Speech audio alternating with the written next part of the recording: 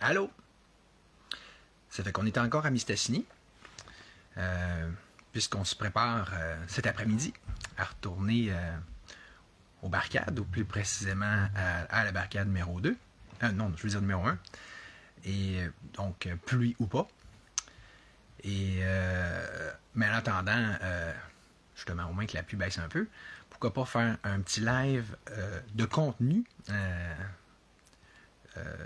plus spécifiquement. Surtout que c'est des choses qui m'apparaissaient importantes, voire même quasiment urgentes à adresser. Là. Puis qui sont toutes des histoires de questions de fond. Qui sont, parce qu'il y a comme deux camps, dans le fond. Hein, il y a comme un débat qui a lieu, que ce soit parmi on va dire les Blancs ou les Autochtones. Et puis, je trouve qu'il y a des points qui sont valides, qui sont intéressants dans les deux positions. Alors, on va regarder ça un peu, tout le monde ensemble. Qu'en dites-vous? Hein?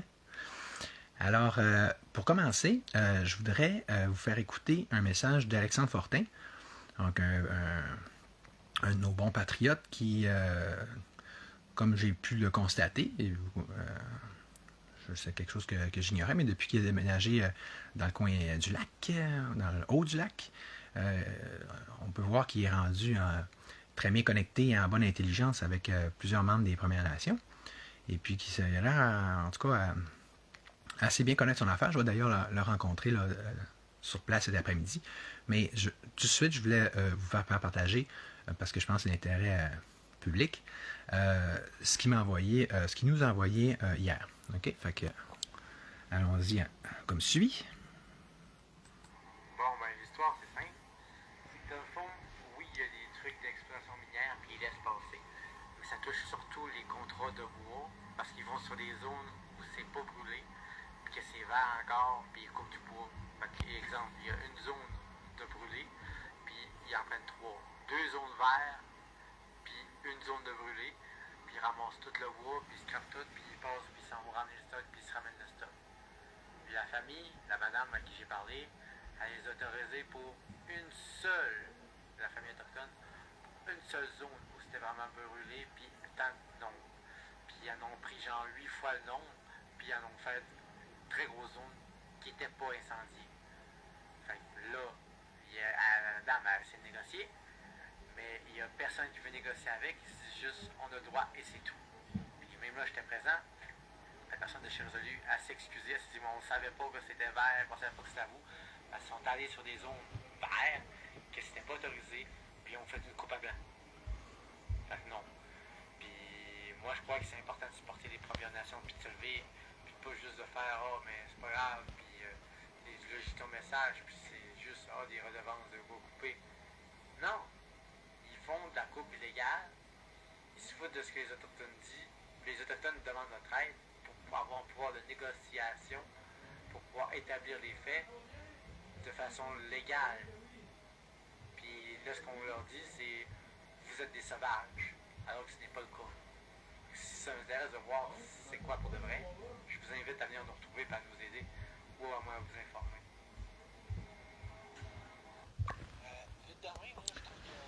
Bon. Ça. Il y a un bout là.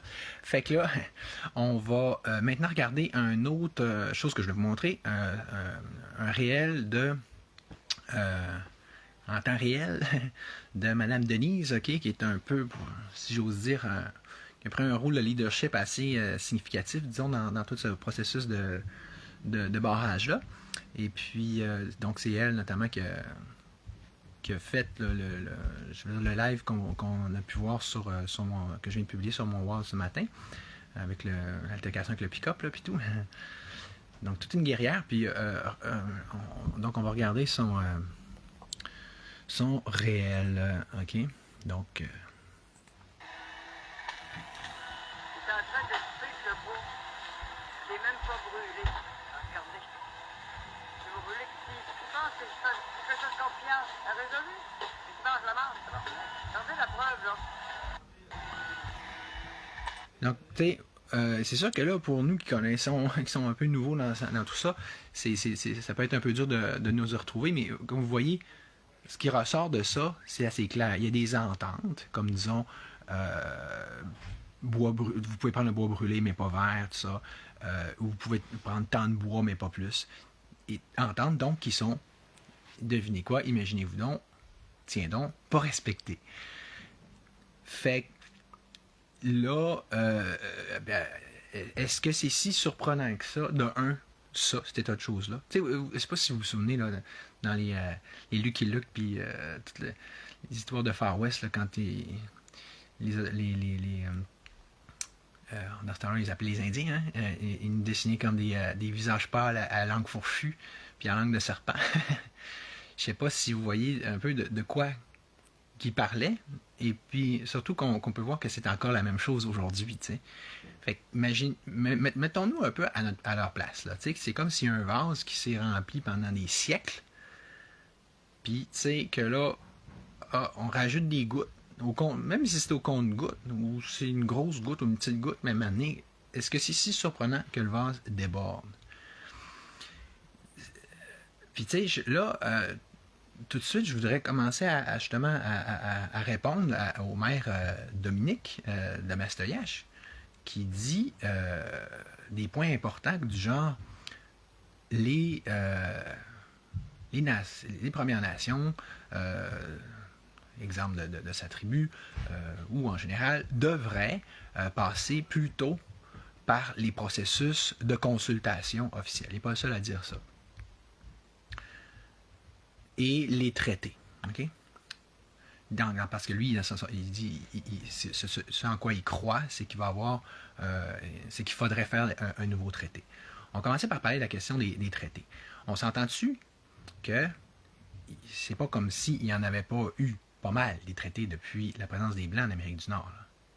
Est-ce que, suite à tout ça, après toute la surenchère, un traité par-dessus l'autre, là, est-ce qu'ils sont bien traités, nos Premières Nations, aujourd'hui? Où est-ce que ça nous a amené tout ça? Est-ce qu'ils sont bien respectés, ces traités-là? On fait juste regarder juste cette pointe de l'iceberg-là, qui est la question du coupe à bois dans cette zone-là spécifique. Est-ce que ça nous donne l'impression, ou est-ce que ça devrait tendre à nous suggérer que, ah ouais, nous les visages pâles, on respecte les traités? De un, puis de deux, d'après vous, ça se pourrait-tu que des fois les traités ils soient faits avec de telle sorte que même quand c'est nos affaires à nous, là, je prends l'ALENA, l'ASLEA, les grands traités internationaux, ça se pourrait-tu que des fois, il y a toujours un petit alinéa à quelque part, là, puis où est-ce que c'est écrit en petits caractères, il y a une petite regardons, il y a une petite crosse, une petite entourloupe. Ça vous est pas déjà arrivé de voir ou d'avoir cette étrange impression-là? Ben écoute, ou ça se pourrait-tu qu'il y ait un peu des deux? Encore mieux ou plutôt encore pire. Mais advenant que ce soit le cas, encore là, est-ce que c'est si étonnant que les Premières Nations ne fassent plus vraiment, plus du tout confiance à ça, aux traités? Sais-tu que c'est une mauvaise idée de faire des traités? S'il y en a qui ont toujours été portés à justement, puis encore aujourd'hui, en signer, à dire, OK, on va donner une chance aux coureurs, est-ce que c'est pas les Premières Nations? On va faire un climat de la paix, on va faire une paix, justement. Mais, tu sais, à force, le principe est bon. Mais qu'est-ce que tu fais quand l'autre interlocuteur, il n'est pas de bonne foi, puis il n'a pas de bonnes intentions, puis qu'il viole, exemple, toujours sa propre parole, puis son propre traité? Qu'est-ce que ça fait? Mais je vais vous donner un exemple. Poutine. OK? Là, on ne partira pas sur un autre débat. Mais je parle de choses très, très simples. C'est très concret. Là. Et encore là, quand tu dis que ça s'applique à des dynamiques géopolitiques mondiales, carrément, en plus de juste dans le local puis dans le micro comme ça, peut-être qu'il y a un problème à quelque part puis qui est vrai puis qui est fondamental.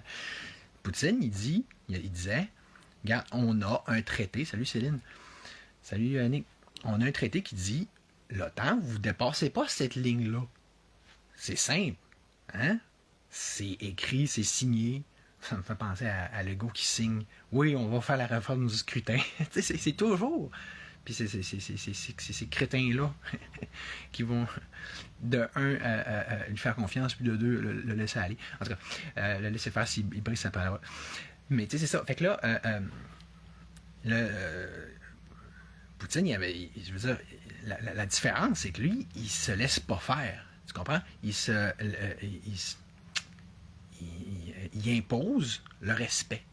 Autrement dit, il dit, là, je vous l'ai dit une fois, je vous l'ai dit 2 fois, je vous l'ai dit 10 fois, je vous l'ai dit 20 fois, je vous l'ai dit 40 000 fois, de ne pas dépasser cette ligne-là. Vous la dépassez constamment. Ben check, devine quoi? Il y a des conséquences. À quoi ça sert un traité, une entente, s'il n'y a pas de conséquences? S'il n'y a pas, je veux dire, quelque chose qui arrive si tu ne le respectes pas. C'est des paroles. C'est juste des paroles en l'air, c'est du vent, c'est pas opérationnel, c'est pas contraignant. Il y a même la question avec les traités internationaux pour les gaz à effet de serre, etc. Mais c'est pas que je sois en faveur de ces. Je ne sais même plus comme si j'étais encore en faveur de ces traités-là. Anyway, mais je veux dire, vous comprenez le principe. Le problème, à ce niveau-là, il est le même partout. Fait que justement, à part de faire comme Poutine fait, ou comme là, ces courageux guerriers-là, autochtones, font, je veux dire, comment qu'on peut leur reprocher de faire ça? Tu sais, on s'attendait à quoi? Là, ils se font accuser, ils se font targeter, que ce soit par des Blancs ou par le maire de Mastoyache, OK, c'est des pas fins, on connaît la routine, on connaît la recette, on connaît cette stratégie-là, OK, on va faire des boucs émissaires, mais tu comprends, alors est-ce qu'on ne devrait pas plutôt voir que oui, c'est un geste désespéré qu'ils font, mais est-ce que justement on ne devrait pas encore plus y porter attention, puis l'écouter? Pendant que c'est jeune puis dans l'œuf, là, c'est comme un cri de désespoir, puis tu sais, là, on est à court de recours, tu sais. Mais là, à force de pas écouter encore, de laisser faire encore les oppresseurs puis les exploiteurs, mais qu'est-ce que vous pensez que ça va faire? Ça va, même que moi je l'espère, que ça va continuer, qu'il y ait plus de gens qui vont aller à ces barricades-là, puis qui vont dire non, on est d'accord que c'est assez. C'est faux. Une parole, c'est faite pour être respectée, que ce soit envers une Première Nation ou envers un Blanc. Mais là, encore plus dans le cas des Premières Nations, parce que ça fait des siècles qu'on les niaise et qu'on leur ment. Puis que là, on est en train de leur enlever tout ce qui leur reste. Là. Comme terre, comme marbre, tu sais. Carrément. Là, tu sais, quand, je sais pas si vous avez vu dans le live d'hier, l'image du gars qui il part, il revient, il a juste son chalet, puis il n'y a plus de forêt autour. Ou l'Autochtone, il est visualisé. Il y a une tente, il n'y a plus de forêt autour. Ça donne que lui, il vit de la chasse puis la pêche, ça va pas bien. Salut Lorraine. Fait que là, ça c'était ce que je voulais dire sur la question des traités. Maintenant, je voudrais parler des consultations. OK. Mettons là, qu'on prend le point, l'affirmation du maire Dominique qui dit les gens devraient participer aux consultations. De un, est-ce que je suis contre ça? Est-ce que je suis contre la vertu? Non. D'ailleurs, que ce soit moi, que ce soit plein d'autres, publiquement là, j'exhorte les gens de quelque race qu'ils soient à prendre part à ces consultations-là, tout comme j'exhorte, soit là, maintenant, à qui que ce soit, ou que ce soit en campagne électorale ou là, les gens à aller voter, OK? Parce que c'est les façons officielles, c'est les façons légales de faire revendiquer leur point de vue. Moi, je pense qu'on devrait tous commencer par ça. Et peut-être que ça donnerait des chances, tu sais, c'est sûr que, tu sais, là, l'argument du maire, il vient prendre son sens, parce qu'imaginez que là, il y a pas juste 3 personnes dans la salle quand ils font des consultations, il n'y en a pas juste 10, il n'y en a pas juste 20, il y en a 50, il y en a 100, il y en a 200. Là, ce qui va être dit dans ces consultations-là, soudainement, c'est plus de poids. Même chose pour quand tu arrives en élection, puis que là, Tu sais, tout le monde dit le système, il marche pas, il est pas bon. Mais il faut comprendre aussi que, tu sais, moi, quand je dis de se présenter, là, c'est de présenter ses revendications, notamment de façon politique, c'est pas pour le trip de mettre un vieux parti ou une vieille bebelle ou de voter pour le moins pire. C'est présenter. C'est quoi l'intérêt de ça si c'est pas pour présenter des idées radicales, tu sais, à mon humble avis. Exemple, le collectif Mashtassi, il y aurait tout ce qu'il faut pour en faire une sorte de parti politique. Ben, un parti politique, je veux dire, tu sais, qui se comporte en tant que tel, tu sais, qui élise, je veux dire, qui nomine des représentants pour devenir conseiller, il faut ainsi dire, là, au conseil de bande, et puis et maire, là, tu sais. Mais, fait que ça serait super, mais tu sais, quelqu'un qui dit, ouais, mais de toute façon, fraude électorale, nanana. OK, encore là, visualise, là, qu'il y a vraiment, je sais pas moi, 100% de la population qui vote, que ce soit dans une réserve autochtone ou un village ou le Québec. Mais tu sais, on va prendre l'exemple d'une réserve autochtone. Tu sais, 100% des gens votent, puis ils savent tous pour qui ils ont voté. Ils ont voté, exemple, pour oublié le nom. En tout cas, le collectif. Et puis, là, finalement, c'est pas lui qui est élu. On s'entend-tu qu'ils vont faire? Ouais, il va y avoir des petits problèmes, OK? Il va y avoir des petits problèmes sociaux très concrets, là. Ça passera pas, OK? Bon.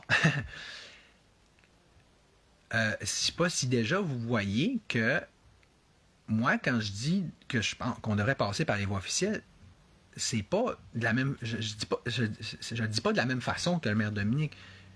C'est pas juste pour dire on fait confiance au système pour faire confiance au système, puis aux gens qui sont déjà là, puis aux institutions qui sont déjà là.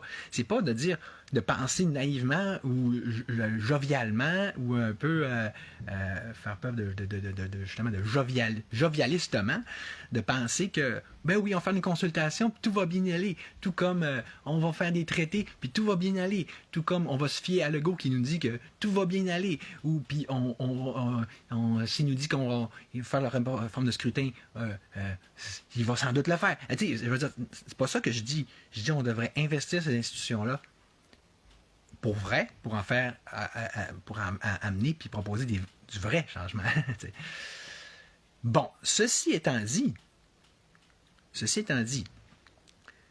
là, au moment où on se parle, si on est concret, rationnel, puis très matter of fact, tu sais, ben, c'est là que je trouve que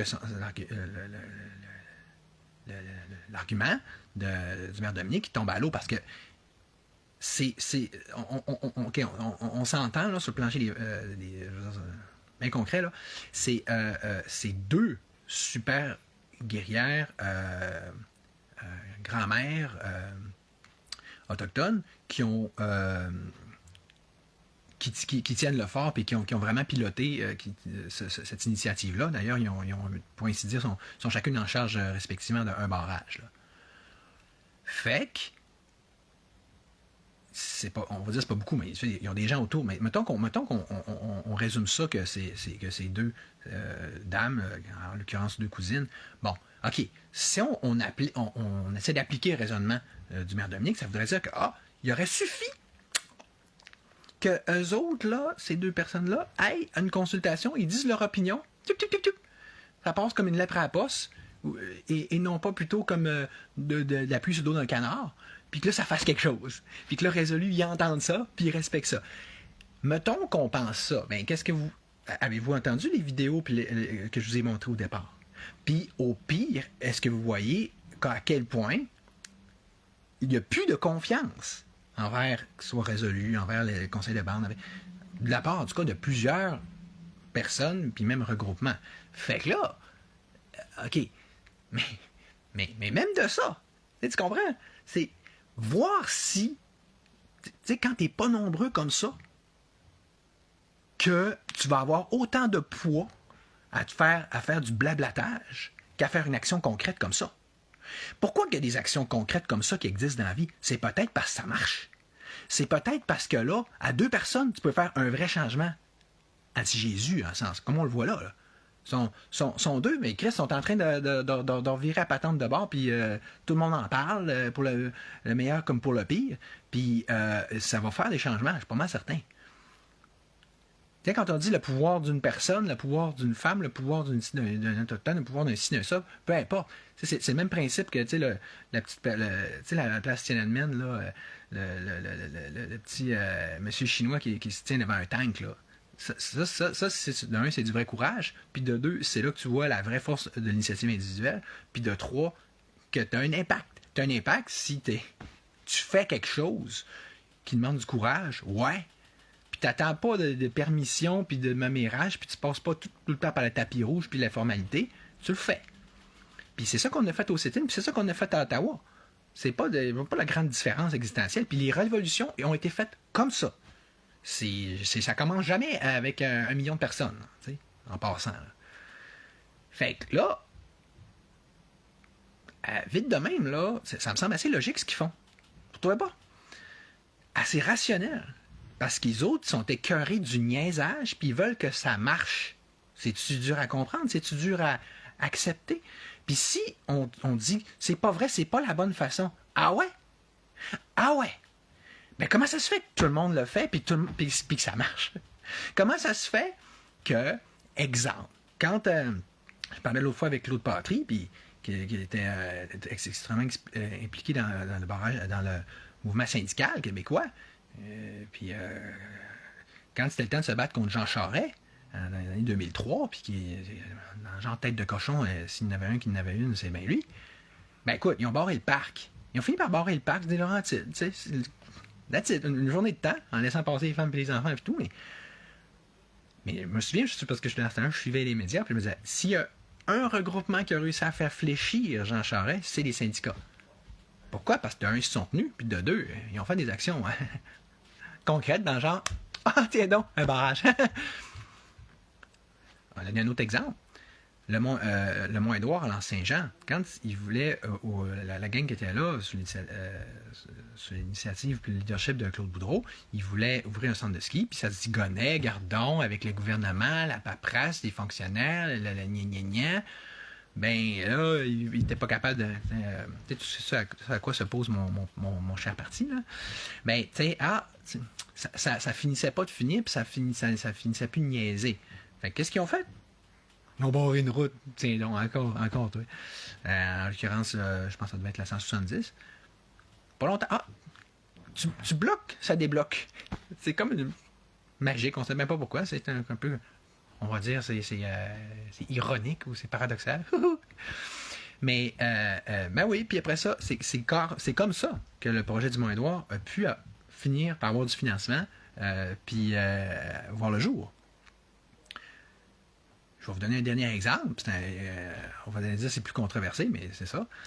Quand Steve Lartiste et les Farfadets ont bloqué le pont, le tunnel là, dans le coin de Montréal. Puis je suis pas en train de dire que je suis pour toutes ces initiatives-là. Je fais juste dire, comme Steve Lartiste disait par rapport à la violence, je ne supporte pas ça, mais je la comprends. Bon, mais là dans le cas de blocage, il n'y a pas de la violence, puis dans ce cas-là, il ne l'a pas juste dit, il l'a fait. Mais ce que je veux dire, puis honnêtement, moi, je n'étais pas d'accord quand ils l'ont fait à l'époque, là. Mais ce que je trouve intéressant, c'est son argument qu'il a dit en cours, vu qu'il a passé récemment. Je ne sais pas si vous avez vu ce bout-là. Parce qu'il disait, ouais, c'est ça, Steve Charlet, vous avez bloqué un pont. Méchant garçon, pas gentil, tape sur le museau. Puis qu'est-ce qu'il a dit pour se répondre? Il a dit, alors, si on n'est pas capable de se faire entendre d'une façon, on va en trouver une autre. Hé! Cassé. Fait c'est ça. C'est dommage, hein, que de plus en plus, partout à travers le monde, on voit plus d'actions radicales. Mais c'est pas moi qui va aller pleurer de ça. C'est pas moi qui va condamner ça. Parce que là, moi-même, j'en ai starté un parti. J'essaie d'y aller par la voie officielle, puis c'est pas facile, hein. Je souhaite vraiment que le plus possible, on puisse continuer, en effet, je reprends à l'essentiel, à faire toutes nos choses, nos revendications de façon officielle, légale, pacifique. Mais vite de même, un barrage, là, on a déjà vu pire que ça. Hein? C'est pas violent. En plus, eux autres, ils laissent passer, je veux dire, les vidéjateurs, OK? Tu sais,